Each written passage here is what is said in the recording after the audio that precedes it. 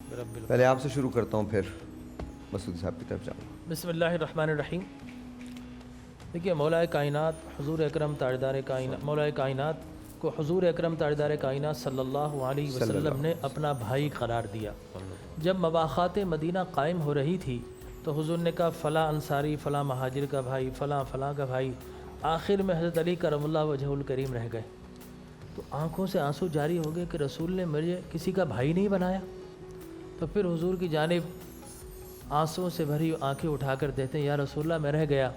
آپ نے فرمایا علی میں نے تجھے اپنے لیے باقی رکھا ہے، ٹھیک ہے نا؟ وَأَخَ اللَّهُ بَيْنِي وَبَيْنِكَ فِي الدُّنْيَا وَالْآخِرَةِ، لوگوں کو فقط دنیا میں بھائی بنایا ہے، اے علی تو دنیا میں بھی میرا بھائی ہے، آخرت میں بھی میرا بھائی ہے، ٹھیک ہے نا؟ اور پھر فرمایا کہ القرآن مع علی وعلی مع القرآن فإنهما لن يتفرقا حتى يرد على الحوض، کہ قرآن علی کے ساتھ ہے، علی قرآن کے ساتھ ہے، یہاں تک کہ حوض کوثر پر دونوں آ کر مجھ سے مل جائیں گے۔ سبحان اللہ۔ اور پھر آقا، اور اس لیے دیکھیے نا یہ دعویٰ کون کر سکتا ہے؟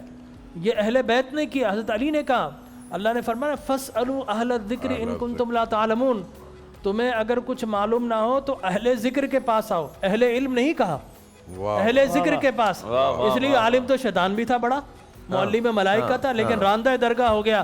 عالم راندہ درگاہ ہو سکتا ہے، برسیسہ بلعام ابن باورہ کتنے بڑے بڑے عالم راندہ درگاہ ہو گئے۔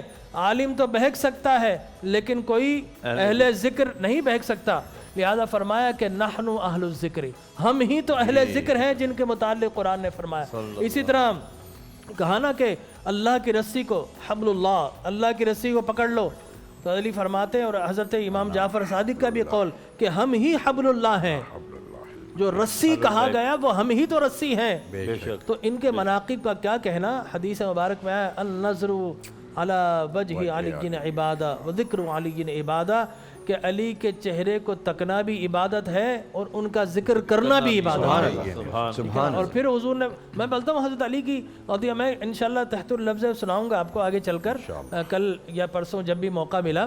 حضرت علی کرم اللہ وجہ الکریم کے فضائل، مناقب، محامد، فضائل اور شمائل کے اندر اتنی احادیث مبارکہ ہیں کہ ہمیں ادھر ادھر جانے کی ضرورت نہیں ہے۔ حضور اکرم صلی اللہ علیہ وسلم نے فرمایا کہ علی منی وانا من العلی، علی مجھ سے ہے میں علی سے ہوں۔ اور پھر یاد رکھیے غدیر خم کا موقع، ٹھیک ہے نا؟ وہ میں اس طرف نہیں جاتا کہ ایک غزوہ سے واپس آئے تو پھر حضرت علی کرم اللہ وجہ الکریم کی صحابہ کرام نے کہا کہ مال غنیمت لیا، حضور اکرم صلی اللہ علیہ وسلم ناراض ہوئے، اور آپ نے جب غدیر خم کے مقام پر جب سارے کے سارے لشکر جمع ہو گئے، 1.25 لاکھ کم و بیش ہے، حضور اکرم صلی اللہ علیہ وسلم نے ممبر بچھوایا اور عظیم الشان خطبہ ارشاد فرمایا، انی تارکم فیکم امرین، لوگوں میں تم میں 2 چیزیں چھوڑے جا رہا ہوں، لن تدلوا ان تتبعوہما، تم کبھی گمراہ نہیں ہوگے اگر ان دونوں کو تھام لوگے۔ فرمایا لہما کتاب اللہ وعطرت اہل بیتی، وہ 2 کون ہیں؟ اللہ کی کتاب ہے اور میری اہل بیت اطہار ہے۔ اور فرمایا اذکر اللہ فی اہل بیتی، لوگوں میں تمہیں اہل بیت کے معاملے میں اللہ کا ڈر سناتا ہوں، اللہ کا ڈر سناتا ہوں، اذکر اللہ اذکر اللہ اذکر اللہ، اللہ یاد دلاتا ہوں۔ لوگوں میرے بات دیکھنا یہ کہ تم ان کے ساتھ کیا کرو گے۔ حضور چشم نبوت سے دیکھ رہے تھے، نور نبوت سے، لہٰذا آپ نے اس پورے اجتماع کے اندر جس میں کل عالم اسلام موجود تھا، آپ نے خطاب فرمایا اور آپ نے فرمایا کہ اللہ مولایا، اللہ میرا مولا ہے، میں وہوا انا مولا لکل مؤمن، اور میں سارے مومنوں کا مولا ہوں۔ اور پھر حضرت علی کرم اللہ وجہ الکریم کا ہاتھ بلند کر کے فرمایا من کنت مولا ہوں فہذا علی مولا ہوں، جب میں سب کا مولا ہوں سنو، جس کا میں مولا ہوں اس کا علی المرتضیٰ بھی مولا ہے۔ سبحان اللہ، سبحان اللہ، کیا بات، سبحان اللہ، واہ واہ واہ واہ۔ اور دیکھیے وہ حدیث بھی یاد کیجئے، جب حضور غزوہ تبوک کی طرف جا رہے تھے، حضرت علی کرم اللہ وجہ الکریم کو فرمایا کہ تم یہیں پر رکو۔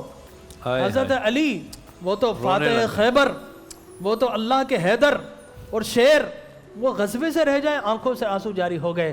آپ نے فرمایا علی مت رو، تمہاری مثال ایسے ہے جس طرح موسیٰ کے لیے ہارون کی مثال تھی، ہاں میرے بعد کوئی نبی نہیں ہے۔ یہ پوری حدیث مبارک کہ مثال تو ایسی ہے لیکن میرے بعد کوئی نبی، باب نبوت ختم ہو گیا۔ لہٰذا وہ جو غدیر خم پر ہے حضور اکرم صلی اللہ علیہ وسلم باب نبوت بند ہو گیا، لیکن حضور اکرم صلی اللہ علیہ وسلم نے حضرت علی کی وہاں پر دستار بندی کر کے بتا دیا باب نبوت تو مجھ پر بند ہو گیا ہے، باب ولایت حضرت علی سے شروع ہو گیا۔ سبحان اللہ سبحان اللہ۔ آپ نے ولایت کی دستار بندی کی تھی، کیا بات۔ لہٰذا میں کہتا ہوں وہ ولی نہیں جس پر مہر علی نہ ہو، جس پر مہر علی لگتا ہے وہی تو حقیقت میں اللہ کا ولی ہوتا ہے۔ اور میں یہ بھی کہتا ہوں جس کی زبان پہ نبی نبی نبی ہوتا ہے وہی ولی ہوتا ہے، ٹھیک ہے نا، اس کے علاوہ ولی نہیں۔ تو ولی کی پہچان نبی ہے، نبی کی پہچان ولی ہے، سبحان اللہ، ٹھیک ہے نا۔ تو حضرت علی کی زبان پر نبی نبی رہا، وہ باب فاتح ولایت بن گئے، ٹھیک ہے نا۔ میں نے وہ دروازہ جو کھولا ہے نا ولایت کا، اللہ کے نبی نے حضرت علی کے لیے کھولا، واہ واہ، یعنی صدیق اکبر کی بڑی شان، حضرت عمر بن خطاب کی بڑی شان، لیکن ولایت کا جو صحیح معنوں میں کہتا ہوں صدیق اکبر سے بھی چشمہ ولایت شروع ہوا، لیکن حضرت علی سے جو ترک پھیلے ہیں ان کا کیا کہنا۔ لہذا ہمارے تو وہ توسہ شریف کے پیر صاحب تھے نا، غالباً عطا اللہ توسوی رحمۃ اللہ تعالیٰ علیہ، یا حضرت سید سلمان توسوی، ان میں سے کسی ایک کا واقعہ، سید سلیمان توسوی صاحب، سید سلیمان توسوی، ان سے کہا کہ حضور کیا حضرت علی کی لازمن ہے، ہمیں تو فیض کہیں اور سے ملا۔ تو آپ نے گھور کر دیکھا، آپ نے کہا کہ تو میری ولایت کا انکار کر رہا ہے، اللہ اکبر کبیرہ۔ تو لہٰذا ولایت ملتی حضرت علی کے در سے ہے۔ اب امام جعفر صادق سے پھر چشمے پھوٹتے ہیں، ائمہ کرام سے پھوٹتے ہیں، اور پھر سلمان فارسی سے پھوٹتے ہیں، تو یہ تسلسل ہے، یہ سلسلہ ہے۔ اور پھر کیا کہنا حضرت علی کرم اللہ وجہہ الکریم کے متعلق خود صحابہ کرام رضوان اللہ تعالیٰ علیہم اجمعین فرماتے ہیں کہ قرآن کب نازل ہوا، رات میں دن میں، اس کا کیا شان نزول ہے، اس کی تفسیری حکمتیں کیا ہیں۔ فرمایا ہمیں سب سے بڑھ کر اگر کوئی عالم تھا قرآن کا تو اللہ تبارک و تعالی نے، اللہ کے حبیب نے سب سے بڑا عالم بنایا تو علی المرتضیٰ کو بنایا، اور فرمایا ہم میں کوئی ایسا نہیں تھا جو یہ کہہ سکے سلونی عما شئتم، پوچھو مجھ سے کیا پوچھنا چاہتے ہو۔ یہ اگر دعویٰ کیا ہے پوری عالم صحابیت میں تو مجھے کہنے دیجئے فقط حضرت علی المرتضیٰ نے کیا ہے۔ اور میں آپ کو یہ بتاؤں، دیکھیں حضور اکرم صلی اللہ علیہ وسلم نے فرمایا لا يحب علی منافق بلا یبغضہ مومن۔ حضور نے فرمایا کہ منافق علی سے محبت نہیں کر سکتا اور مومن علی سے بغض نہیں کر سکتا۔ اور صحابہ کرام رضوان اللہ تعالی اجمعین فرمایا کرتے تھے، میں ذکر کیوں کر رہا ہوں، مجھے ایمان کی شناخت مل رہی ہے، مجھے ایمان کی ڈگری مل رہی ہے۔